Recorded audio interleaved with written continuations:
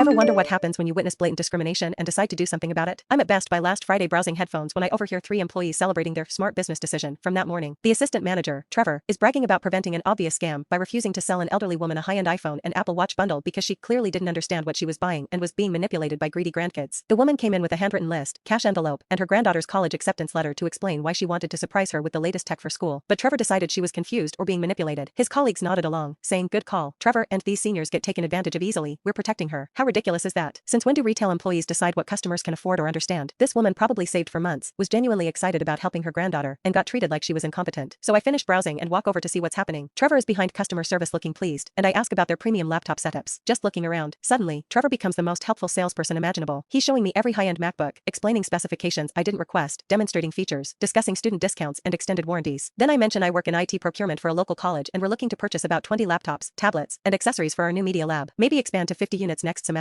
Trevor's attitude shifts into maximum overdrive. Now he's pulling up wholesale catalogs, calling the manager over, offering educational discounts, asking about delivery schedules and bulk payment terms. He even suggests speaking with their business sales division about becoming a preferred institutional customer. This is the same guy who refused to sell one phone to a grandmother 3 hours earlier because he decided she didn't understand what she was buying. I tell him I need to discuss it with my department and leave. But I can't stop thinking about that elderly customer who got dismissed so disrespectfully. That evening, I'm complaining to my friend Alex, and he mentions his sister works in Best Buy's corporate compliance department. Turns out they have zero tolerance policies for age discrimination because they've faced multiple lawsuits. You absolutely cannot refuse legitimate sales based on assumptions about customer capability or understanding. It's both illegal and against company policy. Alex's sister explains, every sale refusal must be documented with specific reasons like insufficient payment, ID issues, or actual suspicious behavior, never subjective judgments about customer competence or age. That's when I developed my plan. I went online and placed a massive $12,500 order from Trevor's store. Every premium Apple product they had in stock, professional audio equipment, gaming setups, smart home bundles scheduled for Saturday 3 p.m. pickup during their busiest hours. But I didn't plan to ghost them. I actually showed up with Alex's sister from corporate who happened to be in town, and my cousin David, who works as a civil rights attorney. Trevor comes out with 2 carts overflowing with merchandise, bringing the store manager to help process such a large transaction. He's practically beaming about hitting his monthly sales target in one order. That's when David steps forward, introduces himself professionally, and says, "We'd like to discuss some concerns regarding your store's sales practices and potential discrimination issues." Trevor's expression went from pure joy to absolute terror in about 2 seconds flat. The security footage revealed everything. The elderly customer being polite and prepared, showing her list and explaining her granddaughter's situation. Trevor condescendingly refusing the sale based on his personal assumptions about her capabilities. Then Trevor eagerly trying to sell me 10 times as much merchandise hours later because I mentioned working at a college. Alex's sister was documenting everything. Turns out this wasn't Trevor's first problematic incident. Several similar complaints about discriminatory behavior toward elderly customers had been filed but not properly escalated to corporate. The resolution was deeply satisfying. The original customer received her iPhone and Apple Watch with free setup service, full refund of her travel expenses, and a $750 store credit. Trevor was terminated for policy violations and exposing the company to legal liability. The entire staff received mandatory anti-discrimination training, and new protocols were implemented requiring manager approval for any sales refusals. As for me, I returned everything except a nice pair of headphones I actually needed.